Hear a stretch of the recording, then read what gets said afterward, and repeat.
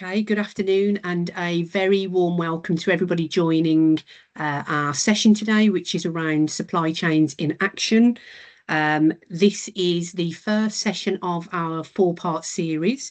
I'm Victoria Moon, to introduce myself, and I'll be your host for all four sessions actually.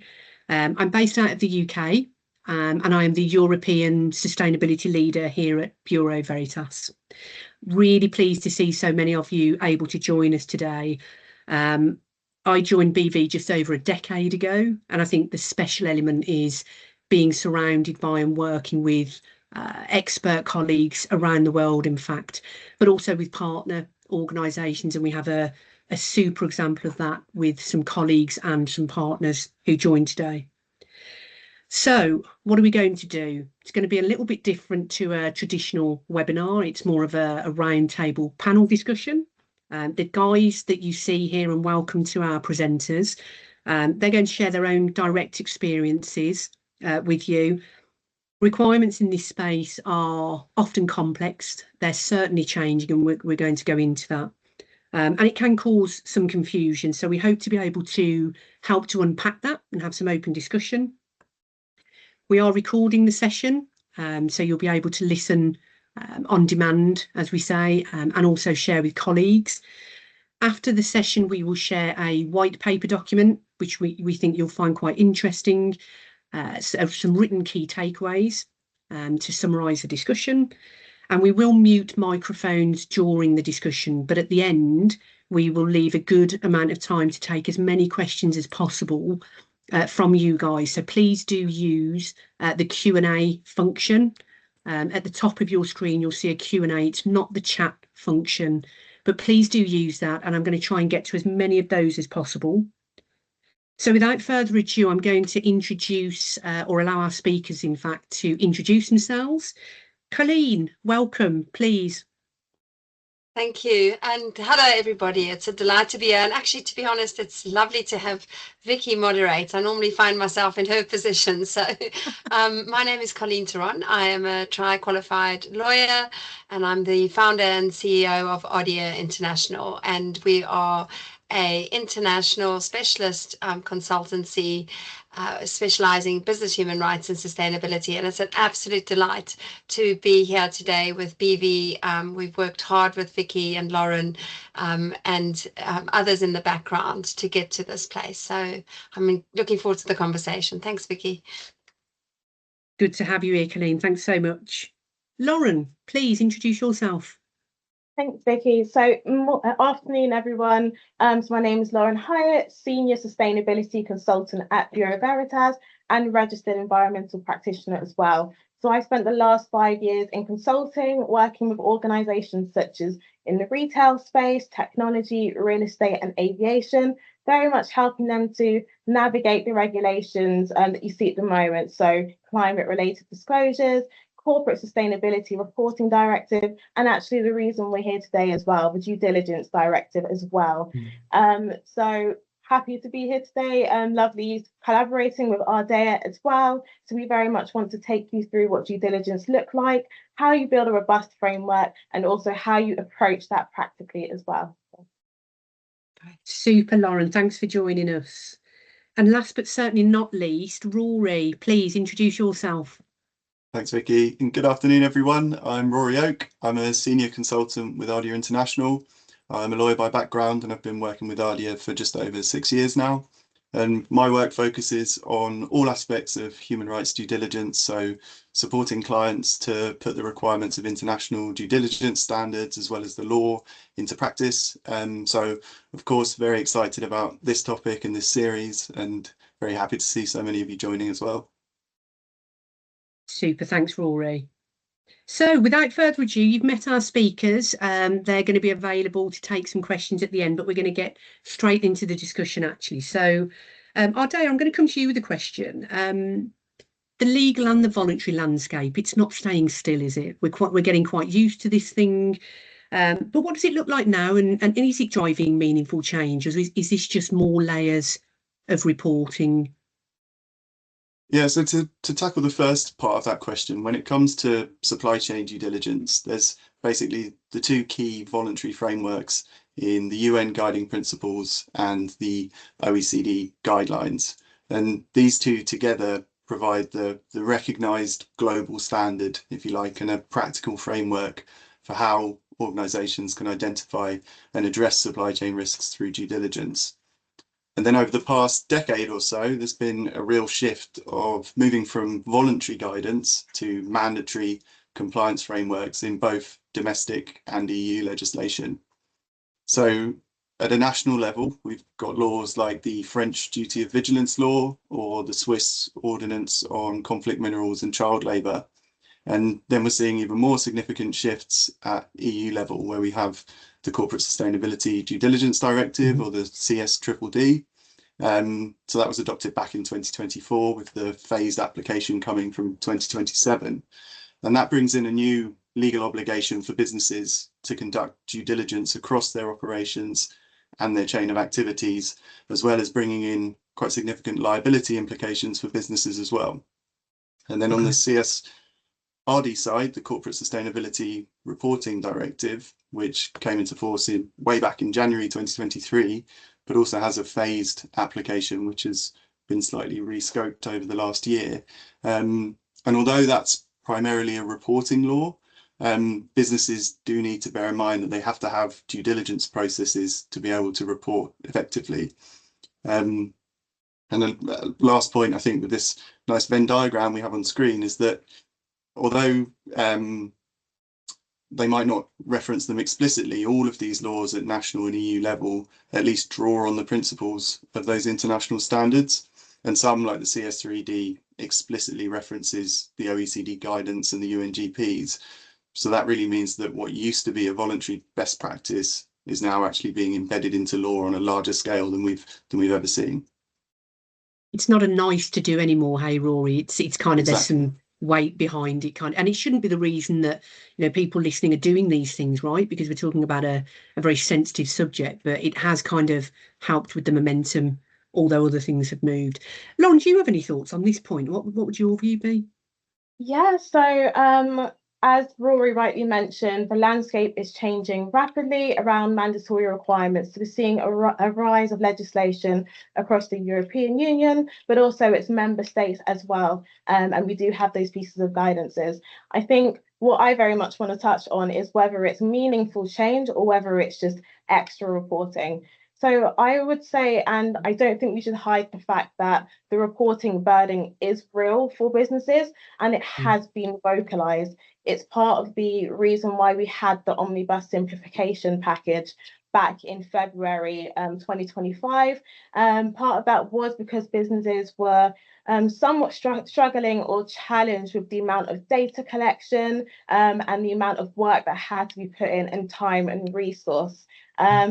But actually what we're finding is, despite that reporting burden and actually the simplification hopefully will reduce that, it's actually driving behavioural change in three particular ways. So the first one is very much kind of CSRD and CSDDD very much forces companies to look beyond just the financial risk and very much focus on actual and potential impacts they might have on the people and on the planet as well. If we think back specifically to the double materiality concepts, for example, you can't really cherry pick all of the positive impacts. You are forced to look at the negatives as well and see the full picture. I think the second point I'd like to make is due diligence has become more strategic. Although it is part of compliance, companies are identifying those adverse impacts across the entire value chain. So starting with kind of upstream, downstream in their own operations, and beginning to actually take actions to mitigate them as well and monitor its effectiveness publicly. This is also about kind of operational change. So we're going beyond compliance to actual operational change. And I think for me, lastly, it's that legal point as well. So there are legal consequences for non-compliance against some of these regulations. And that carries with it kind of sanctions, reputational damage, and also very much that overall kind of standing of you as a business and how you look compared to your competitors. So yeah, although it might be a bit of a burden, actually things are looking up. We're getting that simplification side, and also it's starting to drive meaningful change. Good to hear. I think there's a lot of opinions. Maybe the perception around this kind of thing is actually quite daunting at times, right, Lauren? So it's good to hear from your point of view that you can see the output from some of these measures. Lauren, thank you so much. Colleen, let me put you on the spot. In practical terms, what does due diligence mean for sustainability reporting, and why is it becoming I would call it a non-negotiable? Yeah, I like this point about non-negotiable, which I'll come to in a minute. I think, to answer what does it mean? What is due diligence? I think one of the things I've learned, particularly in the last, sort of 10 years, where there's been so much more heightened scrutiny around due diligence and what it means, is that human rights due diligence it's systemic, it's systematic, it's ongoing. Companies have to identify, they have to assess, they have to manage their actual and potential negative impacts on people and the environment across their value chain. And the key thing about this is that it's not a one-time audit. It's a continuous management practice, and it involves as conditions in a business changes. And actually, we're seeing this risk-based approach introduced by CSDDD. And from a realistic point of view, companies, there are two things that I think companies sometimes miss when they think about human rights due diligence. The first is that they don't look at the fact that this is impact to people. So it's not just impact to business from a financial point of view. It's what is the impact to people that may or may not be negative or positive. And that means having a proper sense of your value chain, information from risk assessments, which may include audits, having proper controls to mitigate risk and monitor effectiveness. So that's one thing I've seen that people don't do, is they don't think about the impact necessarily to people. And I think that the other aspect is this understanding that it's continuous, and it's also a risk prioritization based approach. And I know that in terms of the non-negotiables, we've talked about it being a legal obligation. I know that, Lauren, I think you wanted to raise some points on that before perhaps I mentioned some of the non-negotiables I've seen from a commercial perspective. I just want to add one thing to the legal obligation, though, is that what we have also seen is that perhaps we haven't seen the same kind of penalties applied that we might see under environmental legislation. And that's important because that introduces a different risk lens for business around reputation, not just around a concern of legal penalties, because they may not be there. Yeah. So, yeah, sorry, Lauren, I know that you wanted to come in about the non-negotiables and the legal side too. That's all right. So from my perspective, I'm going to build a bit on what Colleen has mentioned. So there are a number of reasons from my perspective why it's becoming a non-negotiable. And actually the main one, as we've already discussed, is that legal obligation. So under, say, the Corporate Sustainability Reporting Directive or the Due Diligence Directive, companies must disclose their impact materiality, how they affect people, how they affect environment, and the financial as well. What are the risks potentially to kind of cash flows, access to capital, and beyond that? What's the effect to people on the ground and the environment? You cannot really credibly report on either perspective without evidence, and we'll talk more about that later on. And actually, due diligence and having a proper process in place supports that evidence trail for having the evidence of identifying those impacts and actually addressing them as well. You may find that a materiality assessment, as an example, is a good starting point, and as essentially it's not guesswork. It's built on a very rigid structure, and actually is grounded in some of those OECD guidelines that Colleen mentioned earlier on. And if we kind of take our attention to the Corporate Sustainability Due Diligence Directive, it's mandatory and a legal duty actually for large companies, and it's not, well, it is best practice per se, but it's not just doing it because it's best practice. It's not theoretical anymore. We need to do it, and it needs to be more operational. Yeah, and I mean, building on that as well, in respect of the non-negotiable side of things, I think that what we also have seen is that it's very critical for businesses to think about this, not just from the legal side, if they have particular thresholds where they have to disclose, like the UK Modern Slavery Act or CSDDD, we have different thresholds. But actually, there are often impacts on companies who are not caught necessarily by these legal thresholds. So, and in practice, those businesses that are caught in their supply chains by their customer requirements and their buyers inevitably are being asked to produce evidence of their own due diligence processes. So that trickle down effect is actually making it non-negotiable for many companies who are still really trying to stay within the supply chains of their buyers. And I also think that another point to recognize is when we talk about the legal side, is that there are also incidents where legal thresholds are not necessarily applicable.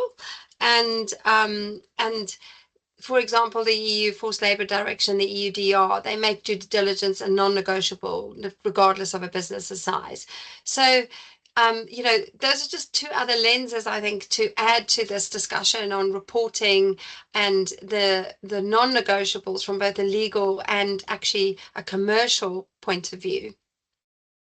And it can't just be about the finances, right? That's what I'm hearing. It cannot just be, either a financial constraint. It's no longer an argument, if it ever was one.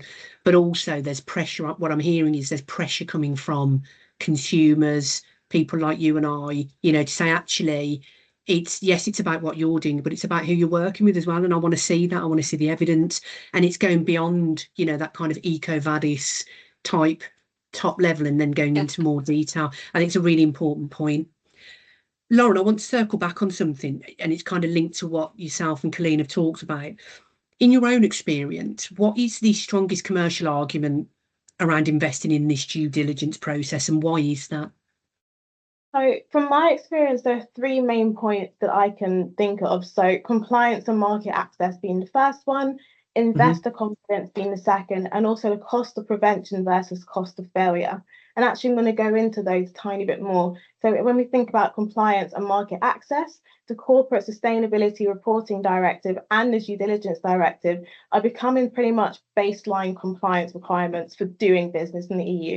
Okay. That's very much the first point. So if you're in a global supply chain, as Colin rightly said, even if you're not in that scope as a large business, you might have demands from, say, a parent company or a company that you are working with to provide evidence of your own due diligence. So it's becoming kind of that base level requirement.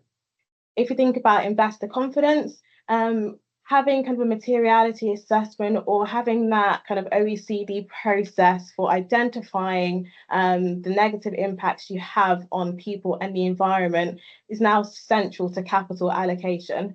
What we'll see is investors now looking at ESG rating agencies as an example to understand where you might be with identifying some of those impacts and actually actively addressing them. And of course, your sustainability report will feed in as part of that, as you'll be reporting that as well alongside.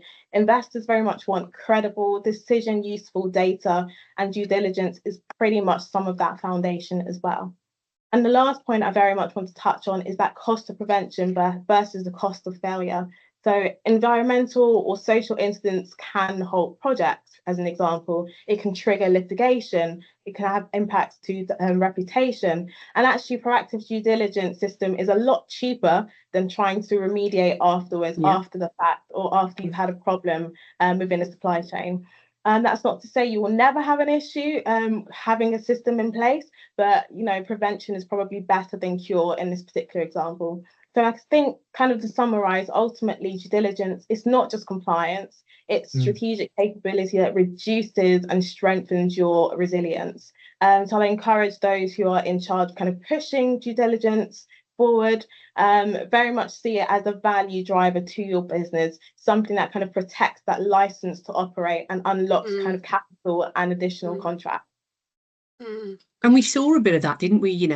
Through the COVID period, we saw how disruptive not being in control and having that visibility around supply chain was, right? It was crippling to some businesses. So I think it's a really important point. Really important point. And actually, I wonder, how much we're seeing, you know, such disruption in supply chains again, given where we are geopolitically. You know, perhaps we have learned some lessons from COVID, perhaps we haven't. But, you know, if we look at what Lauren has shared, I think that, you know, those 3 points are critical kind of givens now in respect of due diligence. But from our perspective, I think there are 3 other things that we've seen when we talk about, you know, the strongest commercial argument in investing. And I absolutely agree that, you know, the cost of prevention is, and thinking about how you look at due diligence, and not just about being avoiding harm, but actually how you make better decisions, how you give leadership access early to understanding what their risks are and their trade-offs, what are their pressure points. And in practice, you know, I think that that's often underestimated, but when organizations spend time investing in this and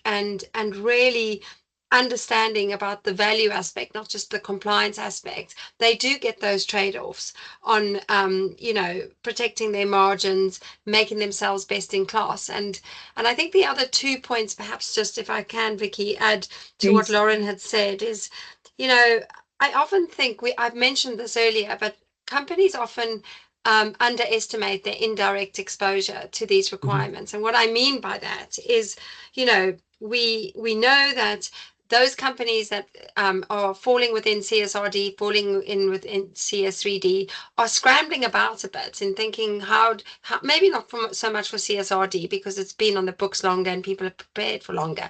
But with Omnibus, there was such a pullback on CS3D. And, you know, now companies are trying to think, where do I go? How do I do this? I might have a lot of teams in place who've been thinking about these things, but how do I actually embed it? And why should I do this? And for companies that aren't necessarily directly caught by these legal thresholds, which we talk about, there is the argument that it is now becoming a commercial requirement on an indirect basis. So going back to that point that actually buyers, investors, you know, credit rating agencies, they are all looking at how you can manage your risk. What does your due diligence process look like in practice? How can you actually evidence that? And I think just the last point on that is that the procurement element in this is gaining so much attention, because the building this into your supply chains, embedding this in your organization often lies not just with procurement, and that cross-functional understanding is becoming critical. And I know we're going to pick on this a bit later on in our discussions. But I think it's, I mean, listen, it's really good insight from both. Something that I see a lot in the role that I'm in actually is this is actually getting scored now. So people being able to demonstrate that they are looking at these things, they are measuring, they are providing evidence. It's becoming a requirement in tenders, in pre-qualification. So, you know, there's a number of reasons we're talking about here, isn't there, as to why get this right. You know, some of that is because it's a responsible thing to do. And then the other thing is actually if we look at it through I call it return on investment, not always pounds and pence or euros, but what do I get back? How do I improve by getting this right? So I think that was a super interesting discussion. Thank you both. Another question. I would imagine of the people joining us, some companies are quite new into this process of looking into their due diligence journey. What does best practice look like, and how do people identify gaps? And I want to come to Ardea first of all on this part. Yeah, I think that's a really good question, and we know that this first step can be very challenging for lots of businesses if they are starting the journey and they're in this initial planning stage. It can be very overwhelming, but I think what can provide a very helpful steer is if you look at the OECD cycle we've got on the slide here. I won't go through all of the different aspects of that because I think we're going to touch on those throughout the series, but what these do provide for a business starting the journey and planning their approach to due diligence is break down what can seem like a very overwhelming set of requirements into individual steps, which also already gives you a practical, solid framework for a gap analysis against best practice. I'd say the same can be said for the UNGPs as well, although I think the OECD guidelines are slightly more practical and more operational in the way that they're drafted for these kind of purposes. But they just enable you to understand your starting point during the planning phase of this. Beyond that, I think another aspect you can add into that initial assessment is seeing how you align with sector benchmarks. What that gives you is just another external reference point that's maybe a bit more specific to your operations and your supply chain as well. And then as a third element, as we talked about in the session already, is obviously if the business falls within the scope of any of this new due diligence legislation, or maybe, as Colleen mentioned, if they have customers who are within scope, that's a really important factor to have those compliance requirements built into your early analysis to help prepare for compliance and factor that into your future planning. Yeah, it's interesting, Roy. You've got me thinking on some of that. When people are thinking about assessing current practice, what do we think are the key element or elements that companies are often underestimating in the planning phase? Maybe, Lauren, I could come to you first of all. Yeah, perfect. So actually for this question, I'm going to lean a bit on CSRD, and I'll tell you why in a second, but they are very heavily interlinked in terms of regulations. And there's a lot that you can draw on the CSRD process that will feed in really nicely into that due diligence piece. I think thinking about CSRD double materiality, I think often is underestimated the rigor of the materiality assessment, the data needed to support it, and actually the forward-looking dimension of it as well. With double materiality, you're forced to look at your positive impacts, negative impacts, and also kind of look at those time horizons of those as well. Is it something that's going to be in the near term, medium term, and or long term as well? Many assume it's just a disclosure exercise. We just gather a list of impacts, score them, and that's the end of it. But actually, the process runs deeper. It's where in the value chain is that happening, and to what extent is it happening as well. And with a robust process to underpin that, actually, as a nice add-on, when you get to that assurance piece, and actually in the fourth webinar, we'll discuss more about assurance, you'll have that audit trail and evidence trail of how you understood those negative impacts as well. And just to mention on kind of CSDDD as well, what's interesting and what's quite unique about that compared to CSRD is, although CSRD, you identify those impacts and you report against them, with the Corporate Sustainability Due Diligence Directive, there's that added element of actually having a strategic plan to action that. So not just identifying, understanding exactly how you were going to remediate some of those as well. And that might be through capital allocation or other means as well. And actually, Lauren, we talk often in our usual everyday job, we talk about, a risk-based approach to certain scenarios, don't we? Not every output remediation requires the same response. So what you're talking about here, actually, where I see customers potentially making things harder for themselves, is where it's if you don't seek that expert advice, that concrete advice, you can sometimes find that your risk-based approach really isn't there, and you can be doing more work in areas that could be spent elsewhere. Is that a fair comment, Lauren, do you think? Or yeah, exactly. And I think to lean on that as well, what I'd recommend to a lot of businesses is to actually have a third party or someone independent supporting you with a lot of these due diligence processes. Whether you go through the OECD cycle that's on the screen now, or whether you follow the double materiality process. And that's because you can't mark your own homework, is the simplicity of it. You'll be surprised how difficult it is to engage stakeholders and get kind of real responses to some of the human rights and the environmental issues that may be going on in the supply chain. And that might be because of fear of retaliation, as an example. But if you have kind of a third party to have some of those conversations, engage your stakeholders, they'll be more likely to open up, and you'll really get to see some of the real issues that are happening in your value chain. And they'll more likely to trust the third party due to that retaliation aspect. Colleen, I'm wondering, do you agree with this? Are you going to challenge any of this? Yeah, no, I am going to agree with this, because I mean, and I actually, what Lauren has said is one of the points that I wanted to draw out about, why we think companies are failing. I mean, there's a really stark on the slide, as you will see, there's a really stark number. 80%, the World Benchmarking Alliance report this year has said, of companies are failing to embed human rights due diligence. And that the point that Lauren made about third parties, and of course, people listening, we are experts. Our collective businesses have had many years in working to support organizations to get them to their strategic objectives. And that inability to actually identify what is required, we see so often, is that internal teams often have practical constraints because they don't have the deep expertise that perhaps a third party has. They also struggle with resources. They have more and more time pressures on them. We haven't talked about time pressures necessarily in the kind of lead up as our preparation for this, but the time pressures are something we can't ignore because of the resource constraints that are being increasingly built into businesses. So, that is a really key thing that we see in the planning failure of looking ahead of how you do this, is that internal team thinking, well, I can do it and I can manage this by myself, which, this isn't to take away that we know that there are very competent and apt companies out there who are able to do this, but not many have the type of resource that may be needed to do some of this work. But the second point is also that where you have third parties who are able to interact with stakeholders on a confidential basis, you get a different output. And we see this when we do human rights saliency risk assessments, is there's a very different input from having private confidential conversations with stakeholders that what would have internally.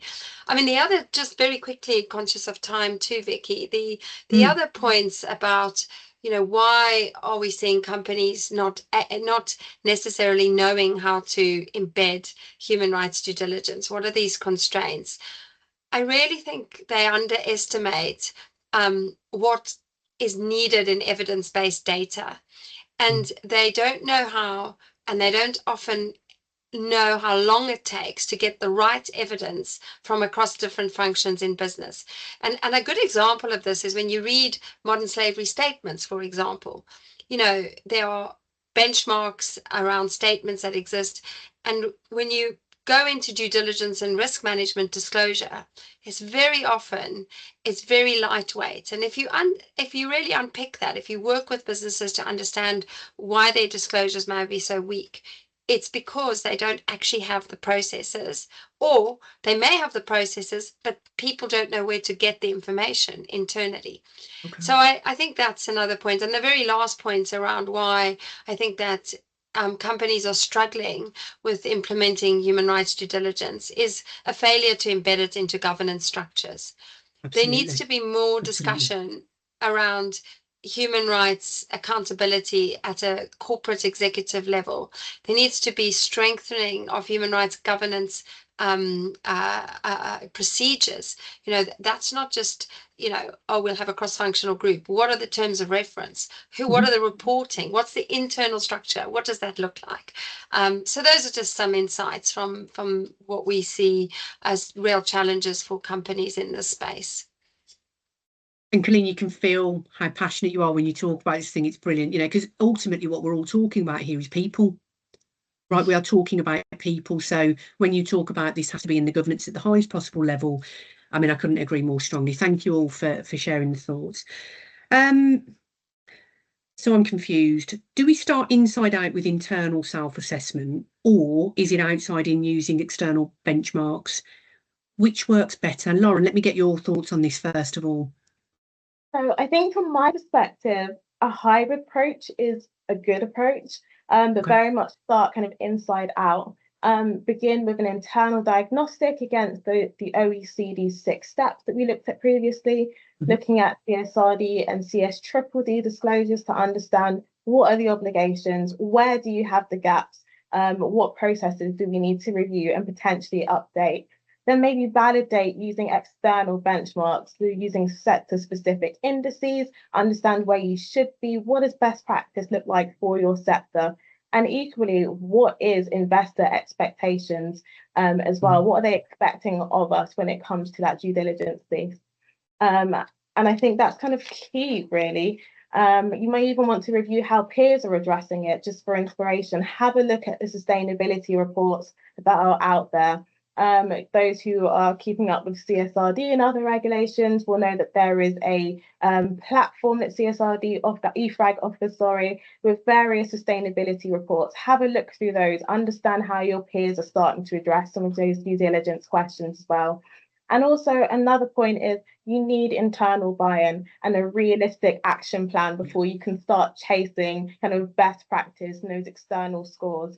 So very much try and buy in the leadership and really explain to them the value add and proposition in terms of having the robust due diligence processes. Yeah, you're so right, Lauren. It's one thing kind of having processes that we've talked about a lot, but it's culturally people understanding the why and the how. So important, isn't it, to make it really kind of happen. Rory, what are you thinking about as you listen to Lauren there? Have you got some thoughts on this particular question?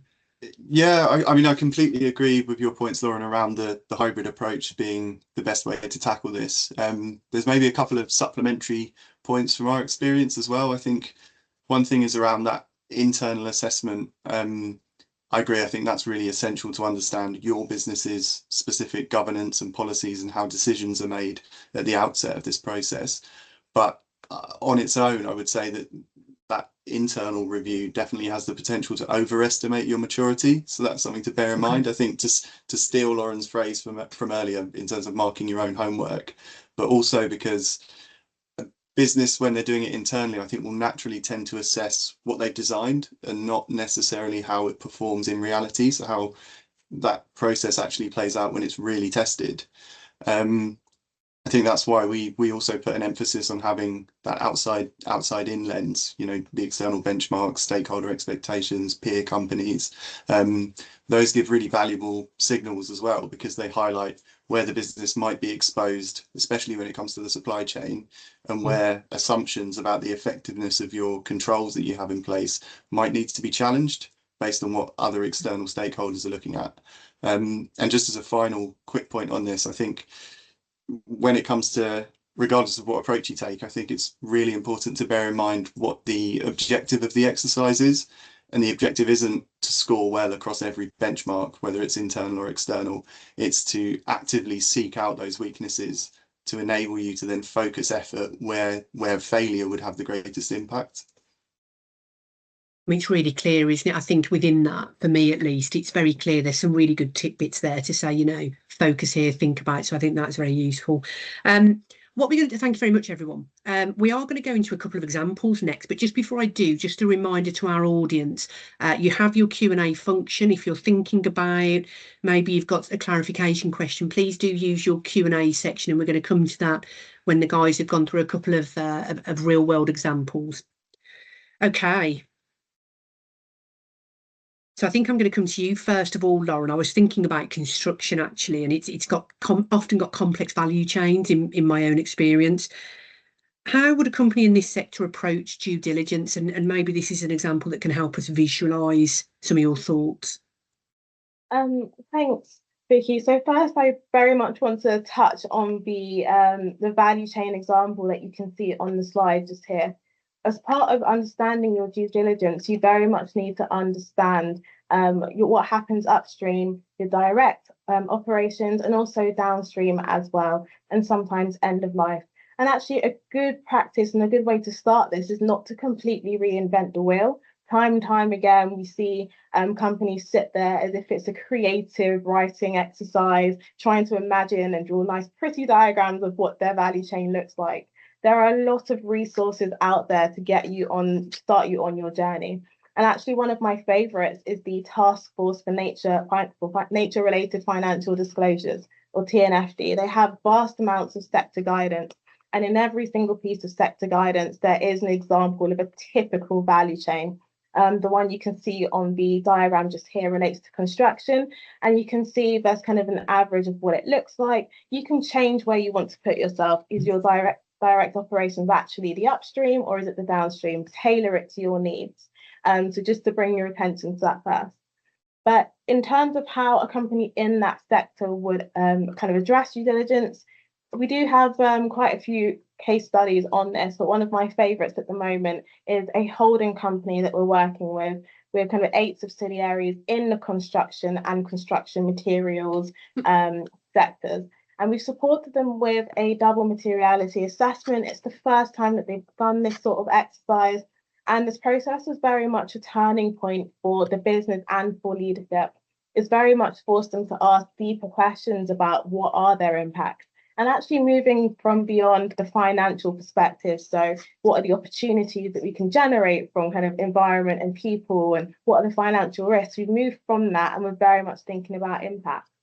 And in terms of how we've approached it with them, it's very much been kind of 3 phases, really. So the first phase very much being... Oh, Lauren, you've jumped onto mute. I'm so sorry to interrupt. You've just muted. Can you hear me now? You're back. Thanks. Perfect. So we took kind of 3-step approach of them. The first being mapping their value chain. So as you can see kind of on the screen, we took this as our basis and tailored it to the client. We didn't just ask, what do you buy? What do you sell? We asked, where do the impacts actually occur? And we did our supplementary research. We looked through various pieces of guidance to understand that, and we spoke to stakeholders. We had systematic risk scoring, so we assessed severity over kind of likelihood across the value chain, and it very much considered leadership to think beyond compliance as well, and protect them against financial exposure going forward. And actually, a last piece and the big piece, which we touched on previously, is that stakeholder element as well. You can't do due diligence in the conference room, and you can't mark your own homework. We engaged over kind of 100 employees, suppliers. We used governments as proxies as well, and NGOs, and we found out a lot of kind of detail that they otherwise wouldn't have had if they'd done the exercise independently. As an example, we heard about employees who worked overtime, sometimes without pay. It wasn't written any policy, it wasn't written anywhere, of course, in the documents they have, but it's all about that finding and that exploratory kind of route. So it's very much understanding on the ground what happens in due diligence. So yeah, doesn't happen in the conference room, so moving beyond that. No, it often doesn't, does it? Lauren, thank you. And for people listening, Rory's going to spend a couple of minutes very quickly on another example. But I think you'll get the full detail of these after the call. So Rory, maybe we'll skim this for a couple of minutes and then we'll get to the final elements of the call. Thank you. Yeah, absolutely. Yeah, we've also come across this similar challenge with clients in the construction sector, and I think, like lots of other sectors in construction, there's a need to approach planning for due diligence in a very structured and risk-based way because of the complexity and fragmentation of the value chains that they operate with. And to give a brief overview of a recent example, we supported a construction company that came to us because they lacked a human rights strategy, so they didn't have a clear plan in place. Their legal compliance reporting was not in line with legal requirements, but the big thing was, from a commercial perspective, they'd missed out on tender opportunities worth around £26 million because they were unable to evidence what they were doing to address human rights risks. So that'll get you focus, right, Rory? That's going to get you focus if you're missing out on that, yeah? Exactly. So in terms of what we did with them, we started with a gap analysis, like I spoke about earlier, looking at their supply chain due diligence processes against legislation, the UNGPs, the OECD guidelines. And this allowed us to identify where their policies and processes might exist on paper, but they aren't embedded operationally, which you can see in their 2023 results. Again, we'll share that afterwards. Mm-hmm. But from there, we developed a practical roadmap for continuous improvement, trying to prioritize actions around the most significant risks in their supply chain. And we also strengthened their legal disclosures and supported them with the design of supply chain processes like in-depth risk mapping, supplier engagement, escalation mechanisms, all of which would then underpin that credible reporting. And as you can see from the progress over the first 12 months, they're able to make real leaps in their approach to due diligence. And just to quickly finish on this, I think one of the main lessons to take away in the context of construction or any complex value chain really is that due diligence shouldn't sit in isolation. I think it should be developed with a view to build robust, practical processes that do mitigate risk, but also directly support your compliance and your tender readiness and market access. Tender readiness, what a way to finish. Very clear, Rory, thanks. Now, have we got... Okay, so we're at the end of our slides. I'm going to pop these down actually so you can see our speakers properly. I've just got a couple of questions before we go to Q&A, guys, if that's all right with the presenters. So, Lauren, let me ask you, first of all, when you think about the case studies, whether it's the one that we've seen or your own examples, what do you think is one quick win and one systemic change that really moved things along, and why was that? Maybe just a shorter answer on that one. So in terms of quick win, it's when negative impacts raised by stakeholders are heard and acted upon by leadership. It very much transforms due diligence from a compliance exercise to a credibility builder and something that actually operationalized in the organization. And I think systemic change for me, the most transformative thing that I've seen is developing a comprehensive and integrated risk framework. One that's not completely separate from your corporate register, but one that very much integrates sustainability to the overall kind of risk management framework. Super. Colleen, please share your thoughts. Yeah, so quick wins. I definitely think understanding what your gaps are and building your roadwork is absolutely a quick one, because it can be done relatively inexpensively, but it's the investment in that first bit that really gets you to understand how you can build your policies, build your processes, strengthening policies, getting, again, a view on someone helping you to align your policies to the law and international standards. A quick win, again, improved with some external benchmarking and some help on that. And then in relation to systemic changes, I think that the shift from just reporting to actually being able to evidence your practices and your policies, that is the really critical piece. And alongside that is capacity building. We haven't spoken much about training today, but that, I think it's an absolute given if you want to embed due diligence, both environmental and human rights due diligence. There needs to be effective capacity building, and there needs to be effective internal engagement with cross-functional teams. So it's one thing doing all the right things, but can you prove it? Yeah. And who better to remind us of that than a tri-qualified lawyer? So super. Guys, I'm enjoying the discussion, but I want to protect some time for Q&A because we've had some great ones in the chat, actually. I'm going to come to, if I was to ask you for 2 or 3 things that people should take away with them, there's a lot to think about here. You'll get the recording, but if there were a couple of key takeaways for people listening this afternoon, what would they be? Just quickly, Lauren, maybe we'll start with you first of all. So I think for me, I'd like everyone to walk away kind of thinking that due diligence is now a legal mandate. It's not really optional compliance. Of course, there's benefits beyond compliance, but it is a legal requirement in most cases. The second is you don't do due diligence in a conference room. Engage stakeholders and really understand the real impacts in your value chain. And the third, and actually outlined by Ardea, so I'll steal this one from you, is due diligence maturity is built through continuous cycles. It's not a one-off diagnostic. Success is iterative. You need to keep doing it again and again. Yeah. And actually, to come back on those points, Lauren, I think what's been very clear in our conversation is just how aligned both due diligence for environment and for reporting and actually for human rights is. So when you're thinking about your frameworks, critically what Lauren has shared and what we've shared is very interlinked. And so, again, Lauren is evident, or Lauren has pointed out, obviously, that point of the legal requirements, but how do you put the law into practice? How do you put the standards into practice? That's what for us is the really key element. Is so you've got to know what's required of you. You've got to know what your gaps are. I agree with Lauren entirely. You need to be engaging with stakeholders, and that's on an internal basis. So who are your critical stakeholders? You need your executives and your board to be aligned to this, and they need to know the business case, or they're not going to be interested, because they are the ones that will sign the checks for the sustainability managers, for the ethical, for anybody else. They sign the checks. So those are the really key things, is how do you engage personnel, giving them ownership and actually getting them to want to buy into this this is doing the right thing.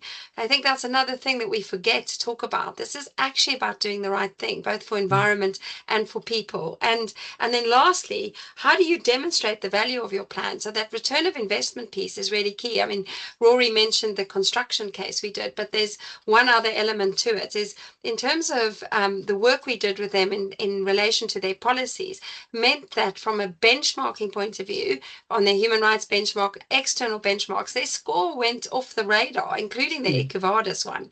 And that immediately put them in a different bracket to be able to tender for different size projects. And what we didn't say is actually the value of a project that was won off the back of something they lost, which was about 6 times the size of that initial loss. So those are the 3 things I'd like to leave with the audience. And actually, if you're trying to get those purse string holders' attention, that's how you're going to do it, isn't it? Apart from doing the right thing.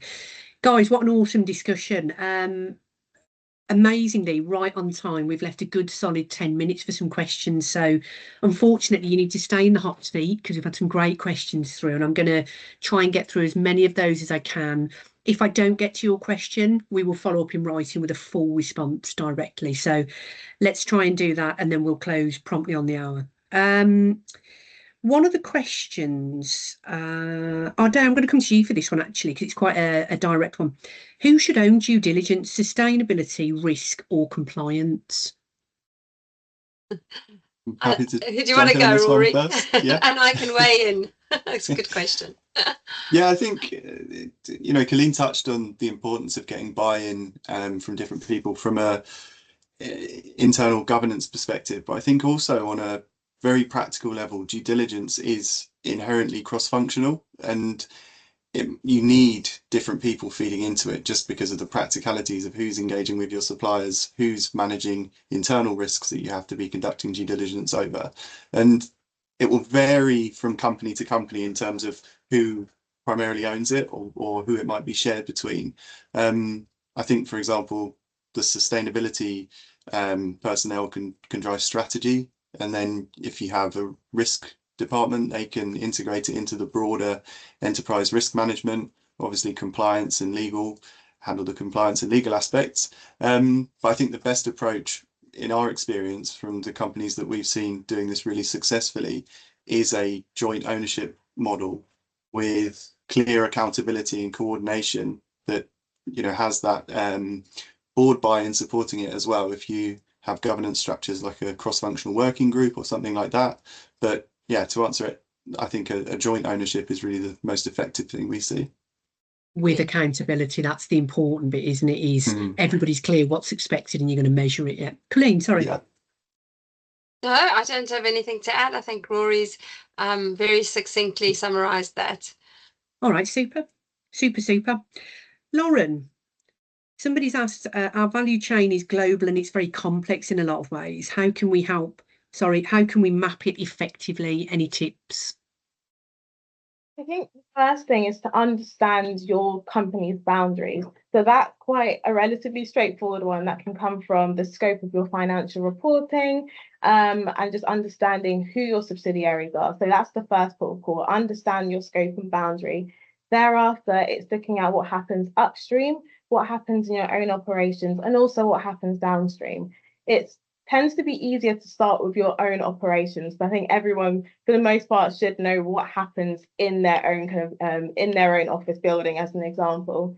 You can draw on existing value chains that have already been mapped from guidances. So the Task Force for Nature-related financial disclosures is my favourite because it very much has a typical value chain drawn out for quite a lot of sectors, and they're still bringing out new sector guidances as well. So you can start with your scope and boundaries. Who do you need to include? What entities, if you've got multiple subsidiaries? Look at those pieces of guidance to understand, is there anything we can draw from that? Do we need to add and tailor it more to our business? And kind of it will flow from there. Very nice. Colleen, I'm going to direct this one to you, and then if the others want to complement, let's do that. Where do companies typically get stuck when moving from planning to implementation, the doing? Oh, do I have 5 minutes or 10? You got about 2 Shall I minutes. just start with 2. one? I know, Vicky, you'll 2. keep me to time. Oh my, this is such a big question.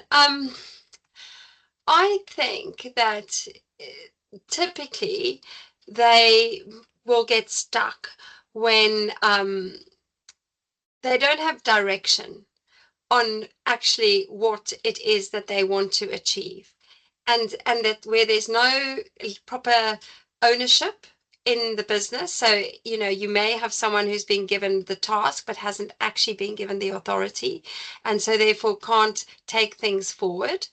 I think that they get stuck by trying to do too much.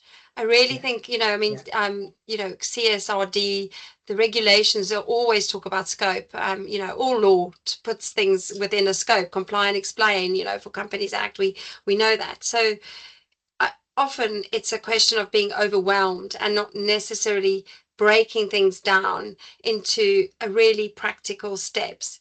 And we really, with the work we've done and do, it's about accountability and breaking things down really practically and finding somewhere that's also easy to start. Like, I do think that some companies just may not even choose the most practical place where they can start building this.